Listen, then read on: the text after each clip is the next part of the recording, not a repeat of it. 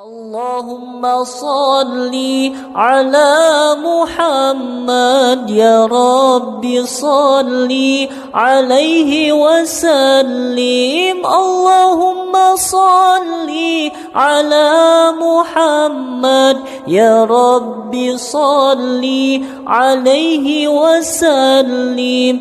Bagaimana cara mengondisikan hati kita sadar supaya saat muncul ujian itu kita merasakan kesadaran bahwa oh ini jalan sukses saya. Allah kirimkan buat saya, bukan buat yang lain. La yukallifullahu nafsan illa usaha. Kalau kita lihat-lihat, masalah tiap orang kan beda-beda ya. Tapi intinya sama kan masalah. Intinya kepikiran juga kan? Ya kan? Ya. Kalau masalah kan nomor 4 ya. Ya kan? Kan berpikir itu ada 4. Ada berpikir, sedikit berpikir, tidak berpikir, pikiranun. Gimana? Masalah itu kan pikiranun kan? Yang dipikirkan kan? Ya semuanya sama, intinya berpikir. Di perusahaan yang besar, yang kecil berpikir. Ya. Yang sedang ujian berpikir. Kadang-kadang sama-sama pusing, pusingnya sama, tapi bentuk ujiannya beda-beda. Yang paling menarik itu, ujiannya beda sesuai kadar kita. Gak mungkin level direktur diuji dengan level pegawai bawah misalnya, itu mustahil. Tapi sama-sama pusing juga. Ya, pegawai belum gajian pusing, direktur proyek belum lancar pusing. Pusingnya kan sama kan? Tapi wujud ujiannya beda karena sesuai dengan maslahat kita. Itulah la yukallifullahu nafsan illa. Nah, cara mengatasinya bagaimana? Supaya saat diterima itu ada ketentraman dalam jiwa. Dan ketentraman itu melahirkan kesadaran. Oh, ini kan yang saya minta. Gak mungkin ujian ini tiba-tiba muncul di hadapan saya kalau saya gak pernah berdoa. Coba siapa yang pengen kaya, pernah berdoa minta sukses. Terus Allah kasih jalannya, nih lewatin dulu ini. Yang paling aneh kan begini, minta begitu dikabul marah. Kenapa harus saya ya Allah? Kan maneh tadi ngadoa gitu. Kan kamu yang minta tadi, kenapa ketika dikasih bilang kenapa harus saya ya Allah? Ini kan aneh sebetulnya. Ya, jelas ya? Nah, supaya menghadirkan suasana itu, solusinya apa? Itulah hadiah Isra Mi'raj. Makanya perjalanan Nabi sebelum Isra Mi'raj itu melalui persoalan-persoalan dulu. Supaya sadar hidup itu nggak ada yang lurus terus. Tidak ada yang nyaman terus. Ya, Nabi itu sebelum Isra Mi'raj itu apa peristiwanya? Diganggu di Mekah. Lalu berharap di Taif itu ada pelindung. Karena Taif itu, maaf, secara landscape itu apa ya? Gambaran kotanya itu lebih maju, ekonominya lebih maju, supaya diharapkan orangnya lebih berpendidikan. Jadi begitu datang ke situ disambutnya baik. Ternyata alih-alih baik, nyampe ke Taif, kalau di Mekah dilempar dengan kata-kata, dituduh, dicaci, dimaki. Ke Taif dilempar dengan batu. Nabi terluka, anak angkat beliau terluka juga Zaid. Istirahat, datang malaikat 2 turun. Ya Muhammad ya Rasulullah, kama qala ya Rasulullah, mud yadaika ila sama, angkat tanganmu minta kepada Allah supaya kami ini diperkenankan mengangkat 2 bukit untuk menghimpit orang-orang yang telah melukaimu ini. Apa jawab Nabi? Perhatikan kalimatnya. La fa innahum qaumun la ya'lamun. Mohon jangan lakukan karena mereka melakukan itu kepadaku karena belum tahu saja tentang aku. Bukan karena benci. Karena belum tahu. Kalau orang belum tahu dia apakan? Diberitahu, bukan dimarahi. Bukan dicaci. Jadi boleh jadi ada yang mencela itu karena belum tahu. Nah, kalau kita tidak merasa harus dicela, ya, dan tidak merasa celaan itu ada pada diri kita, kenapa mesti marah? Jelas ya? Maka apa yang terjadi? Perhatikan doanya. Aw kama qala ilahi ila man takiluni a ila qaribin yu'dhini am ila ba'idin yu'limuni fa ana radin ma lam taghdab alayya wala haula wala quwwata illa billah. Ya Allah, setelah aku bertugas di sini dan dilempari oleh orang-orang di sini, kemana lagi engkau akan perjalankan aku setelah ini? Apakah tempatnya masih dekat dan aku akan dilempari lagi? Ataukah tempatnya jauh dari sini dan aku akan disakiti lagi? Aku ridha dengan itu ya Allah, selama itu perintahmu sepanjang engkau tidak marah kepadaku. Itu poinnya. Tolong garis bawah ini. Sepanjang engkau tidak marah kepadaku. Apapun yang kau perintahkan, aku kerjakan. Apakah tempatnya masih dekat atau jauh dan aku akan disakiti lagi. Dari situlah turun undangan Isra dan Mi'raj. Ternyata bukan cuma di bumi, diperjalankan langsung sampai dengan ke langit. Subhanalladzi asra bi'abdihi lailam minal masjidil haram ilal masjidil aqsa alladzi barakna haulah linuriyahu min ayatina innahu huwas sami'ul basir. Turunlah peristiwa Isra Mi'raj. Undangan itu turun. Asalnya dari situ. Jadi ketika kita itu sadar bahwa semua apa yang kita alami ini ujian dari Allah untuk membantu kita meningkatkan kualitas hidup, mengabulkan doa kita, disitulah anugerah akan turun. Tapi kalau kita banyak mengeluh, capek.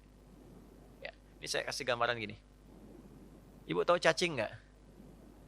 Cacing tahu ya? Mas tahu cacing ya? Pak, cacing itu kalau saya punya wajan tuh buat gorengan, panasin. Cacingnya dikesituin tuh. Ya.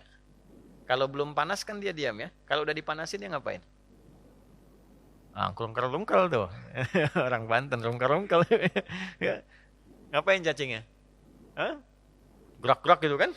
Gede. Kenapa? Kenapa? Panas. Bukan. Bukan karena kepanasan. Karena cacing tidak bisa mengeluh. Aduh panas, aduh. Enggak. Dia bergerak mencari solusi. Ya. Ya kan? Pernah nggak dengar cacing? Aduh, nggak pernah kan? Kenapa harus saya? Kenapa? Nggak pernah begitu. Kejamnya, nggak pernah. Ya, yang dicari solusi. Nah, cacing dihisab tidak? Tidak. Kita dihisab tidak? Cacing tidak dihisab, tapi menjadi umpan untuk makanan kita. Kita yang sering ngumpanin cacing, tapi nggak belajar dari cacing tuh. Kenapa harus selalu ada keluhan? Yo, cicak. Cicak makanannya apa? Nyamuk. Cicak bisa terbang nggak? Nyamuk bisa terbang. Di mana logikanya hewan yang tidak bisa terbang, makanannya terbang? Tuh. Tuh kalau nyamuknya pintar, dia punya akal. Ya, jadi mainan cicak tuh. Cicak gitu kan? Ya, tapi lihat kuasa Allah tuh. Orang tua kita cuma ngajarin sedikit. Cicak diam-diam datang seekor. Kok datang seekor nyamuk? Bukan cicak mendatangi nyamuk, nyamuknya datang. Siapa yang mendatangkan nyamuk ke cicak itu? Apa pernah cicak mengeluh? Tidak mengeluh. Nah, itu binatang. Nah, yang mau saya katakan, mengembalikan suasana itu, Nabi sudah mengajarkan dari peristiwa Isra Mi'raj. Tidak ada orang bebas dari ujian. Tapi kalau kita menyadari semua datang dari Allah untuk membuat kita lebih berkualitas, satu, dan mengabulkan sesungguhnya apa yang kita mohonkan dalam doa, maka turunlah kemudian kenyamanan. Kalau Nabi karena Nabi Rasul, mukjizatnya Isra Mi'raj, naik buraq, kita nggak mungkin naik buraq. Odong-odong banyak. Delman banyak, tapi naik buraq mustahil. Ya, karena peristiwanya tidak mungkin berulang, maka hadiahnya diabadikan, itulah sholat. Itulah sebabnya panggilan sholat itu bersanding dengan hajat. Karena itu sholat disebut dengan hajat.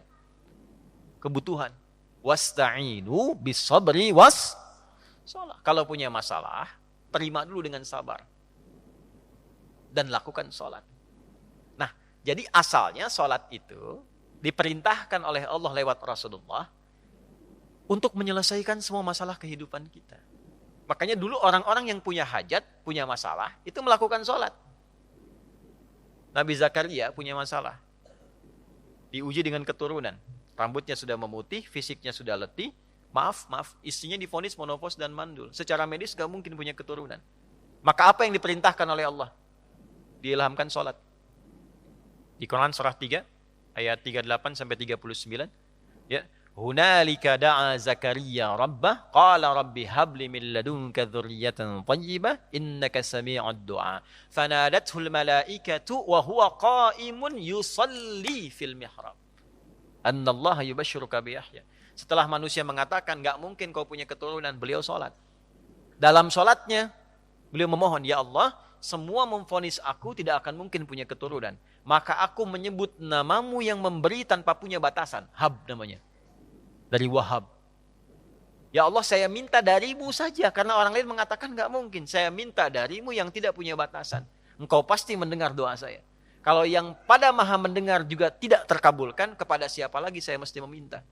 Maka langsung turun jawaban. Padahal beliau itu masih berdiri dalam sholatnya. Belum selesai sholatnya. Fanadatul malaikatu, turun malaikat. Wahuwa qaimun yusalli fil mihrab. Sedangkan beliau masih berdiri dalam sholatnya. Turunlah berita disampaikan akan punya anak namanya langsung dari Allah, Yahya. Nabi Musa sholat. Musa itu sholat. Quran surah 20, Thaha ayat 14. Innani anallahu la ilaha illa ana fa'budni wa aqimis salata li dzikri. Nabi Isa sholat. Quran surah 19 ayat 31 sampai 33. Wa awsani bis shalah. Allah memerintahkan padaku untuk sholat. Nabi Ismail sholat. Quran surah 19 ayat 55. Wa kana ya'muru ahlahu bis shalah. Bahkan Nabi Ismail itu meminta semua keluarganya jangan tinggal sholat, jangan tinggal sholat. Itulah sebabnya kenapa sholat itu menjadi yang paling pokok dalam hidup dan tidak ada alternatifnya sampai meninggal. Kenapa? Karena Allah menginginkan semua masalah kita selesai, tuntas. Saat sholat kita minta, rukuk, sujud, selesai masalahnya. Zakat itu wajib kalau ada kewajibannya berlaku. Sampai nisabnya, keluar zakatnya. Tapi kalau belum sampai batasnya, nggak ada kewajiban zakat. Puasa itu wajibnya kapan? Ramadan. Kalau tidak Ramadan, tidak wajib, kecuali nazar. Ya. Dan saat Ramadan pun kalau nggak mampu, masih bisa diganti. Kalau tidak qadha, fidyah. Haji wajib nggak? Kapan? Bagi yang mampu. Tapi sholat, semua berlaku, berdiri. Nggak bisa berdiri, nggak mampu, duduk. Nggak bisa duduk, berbaring. Nggak mampu berbaring, isyarat. Nggak mampu isyarat, berkedip. Dengan kedipan selama masih sadar.